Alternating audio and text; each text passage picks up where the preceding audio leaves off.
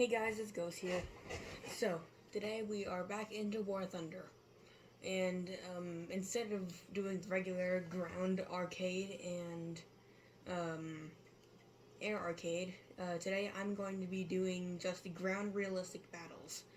I tried ground realistic battles today, and it's way better than I thought. I thought it would be extremely hard, and I just wouldn't be able to compete in it.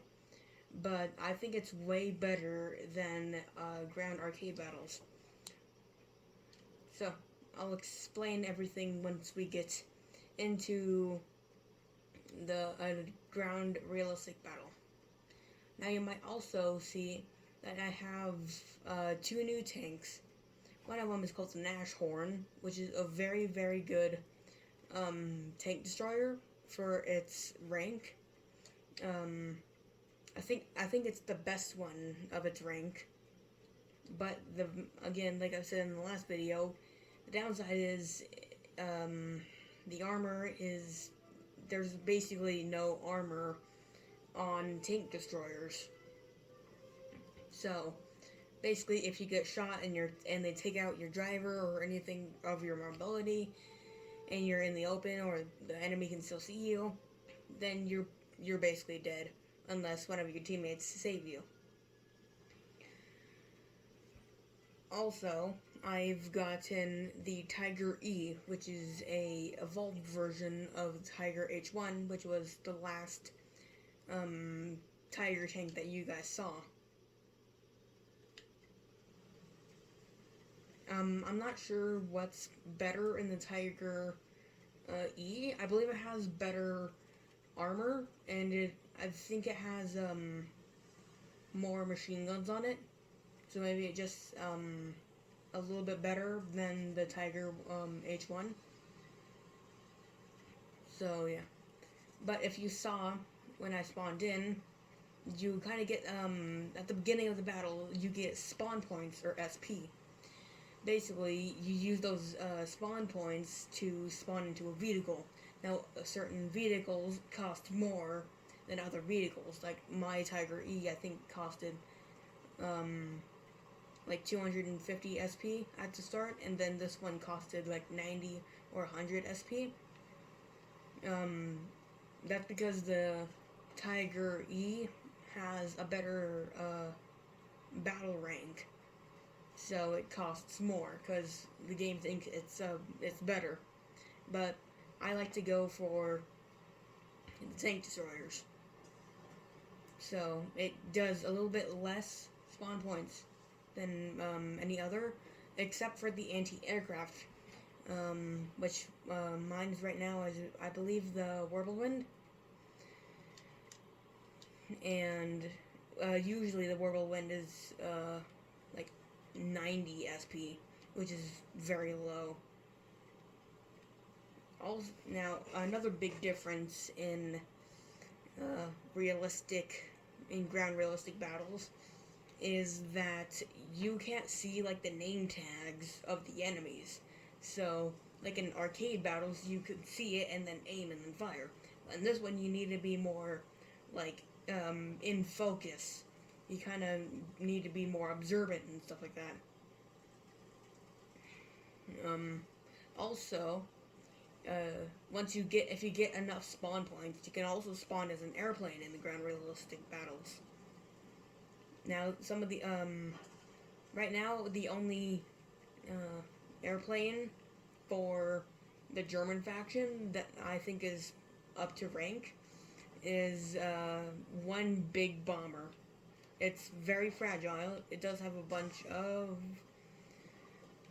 turrets, so it's pretty good at defending itself. And it also carries, I think, it's either 25 or 50 250-pound bombs, which is amazing. Now, especially, I didn't mean to fire there. Now, especially in these ground arcade battles, if you can get some really good bomb droppings, like onto an objective that has a whole bunch of people there, then you'll get a bunch of kills and a bunch of everything. But right now, the SP points for my bomber, or the bomber that I have, for the bomber that I have is 600 SP. Now you start out with only 450 SP, or spawn points. So I kind of need to do really good in a game to get into the bomber, which I might get even shot down. So it's kind of like a 50-50 chance of getting a good bombing run. Now, unlike in arcade battles where you kind of have a time limit in airplanes, it's once you get into a airplane in the ground realistic battles, then it's kind of like air arcade battles where you can, basically you don't have a time limit, and bombs regenerate and stuff like that. Now it's way harder to survive as a bomber in ground realistic battles because, well, one, the enemy tanks have way more anti-aircraft, so if they find you and you're kind of going in a straight line and not swerving a bit, then you're probably going to get shredded out of the sky. Also, some of the fighters, of the enemy fighters, I think that they cost less, so the enemy has more, like, basically airplanes to kill you, so you have to have a good fighter escort so that you can go in and actually deliver your payload and drop the bombs before, you get shot down before you reach the map. Now this is the Tiger E. As you can see, in the Tiger H1, if I'm remembering correctly, it didn't have a machine gun on top. So, that's one difference. And also, I don't think the Tiger H1 had any of these, patterns on it. Like, kind of, I'm not sure what it's called, but, like, on the ends and, like, on the sides, you kind of see those tiny, stripes. I'm not sure what they're meant for or what they're called. But, yeah. If you're enjoying the video so far, give it a like and maybe even subscribe.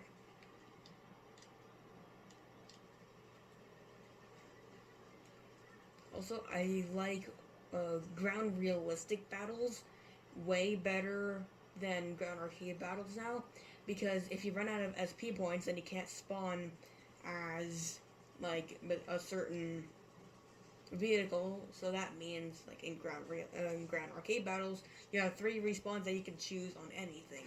So, on realistic battles, it kind of limits you so that you don't, spend as many Silver Lions to repair your vehicle. So basically, if I spawn in as a Tiger E, and then I basically didn't do anything in it, and ran out of SP points, then I would only be able to get into,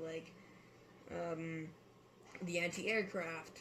So that means I won't waste my Silver Lions on going into another tank destroyer and trying to get into the battle, so that then I get into anti-aircraft, and if I shoot down some planes and then get destroyed, then I can get into another tank. Now, I don't believe that there is limited respawns in this, so if you do good enough that you can go into, all of your tanks if you do well enough. But I wouldn't recommend doing that, since that would spend a lot of the Silver Lions that you have if you don't do great in them. But yeah, when I purchased this, I was looking at how much it would cost to repair this thing, and it's around 3,000 Silver Lions. Which is way more than 2,000 for the Tiger H1. Well,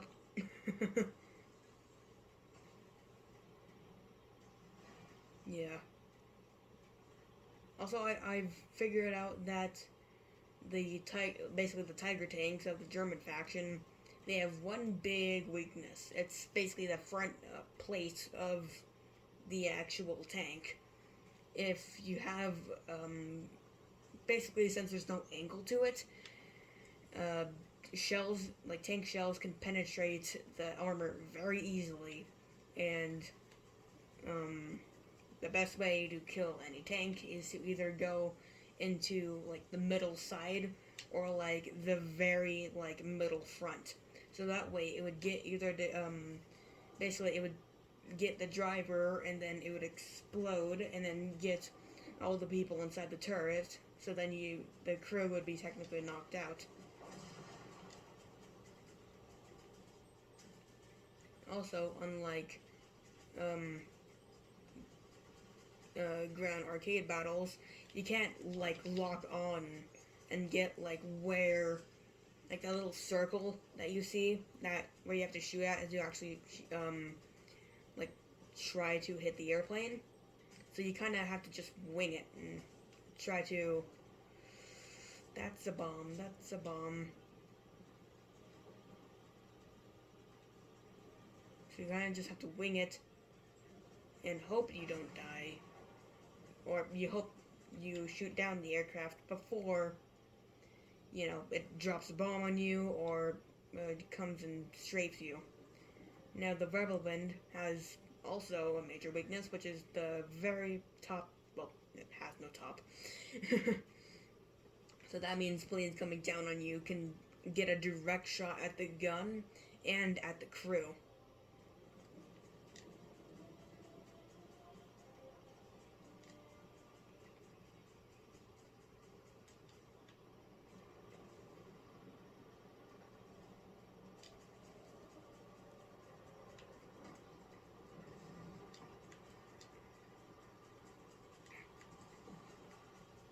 Yeah, like I said, it's a bit harder than ground realistic battles because you don't have that little circle that you have to shoot at to actually hit the airplane.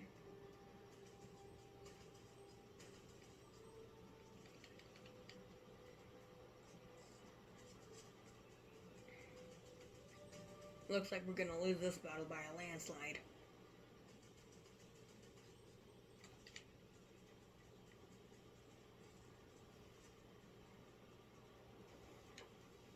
Uh-oh. But also, on the Wirbelwind, you can, like, the top armor is not that resilient to, well, any shells or ammo that's coming at it.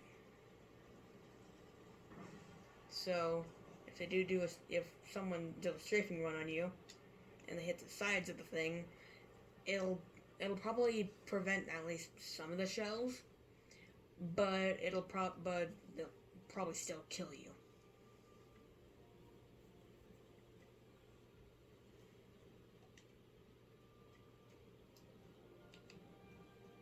Now, one major thing that I noticed is, well, I've researched the Oswind, so I could buy that and upgrade my anti-aircraft, but I like the Wirbelwind better because it has four cannons, so that you can shoot out more shells at the target and hopefully have a better chance of hitting it.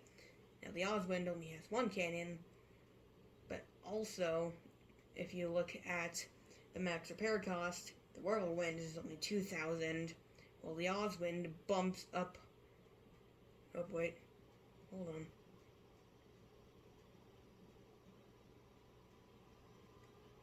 Huh. But there's seeing something wrong. Earlier today, I think I checked it, and I looked at the max repair cost of the Whirlwind, and it was 2,000. And then the Oswind, the last time I checked it was like 14,000. I must have just been looking at the wrong part.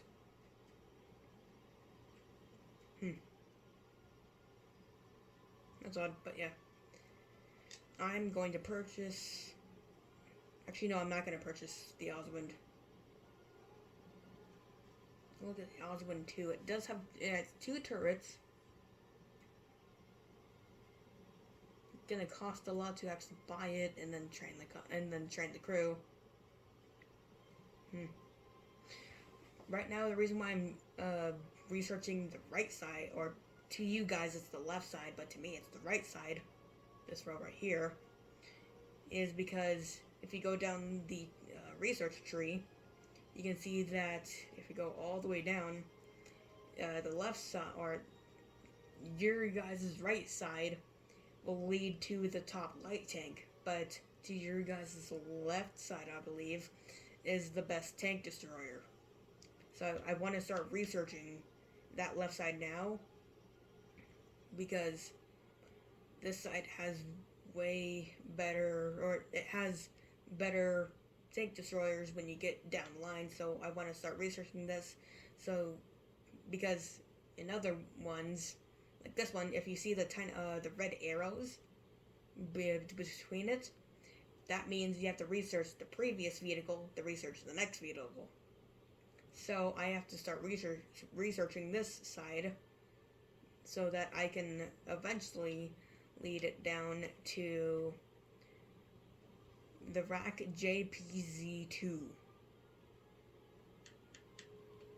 Now, as of right now, my rank is in rank 4. I think, yeah. It's rank 4. So right now, your guys' right side has the better tank destroyers as of right now. But right now my research strategy is going to be research these two tanks, then research these two tanks so I can get better heavy tanks, and then research the basically the anti-aircraft, and then after done researching all of that, I'm going to go down and research this, since this one has the best tank destroyer in rank 4, the Ferdinand, other than this one, which is the Waffentrager. I believe that's how it's pronounced, because this one is a light tank, which this is going to be a very big upgrade, because I think it's the third, it's the next light tank other than this thing. Basically, that was the last light tank, and then it goes, and then that's the next light tank. So this light tank, will replace my 2.7 battle rating, while this one is a 6.3, so it'll be a major upgrade.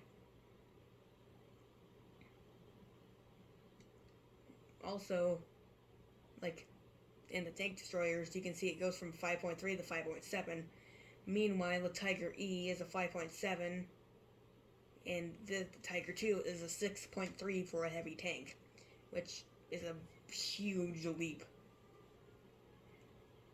So after I'm done researching and I get down to like rank 5, and I'm getting a lot of research done, because each rank you surpass, the more research it takes to research the vehicle. See, like the Leopard 1, yeah, the required research points is 160,000 research points. So then each battle I'm probably gonna get 1,000, 2,000, maybe 3,000 research points.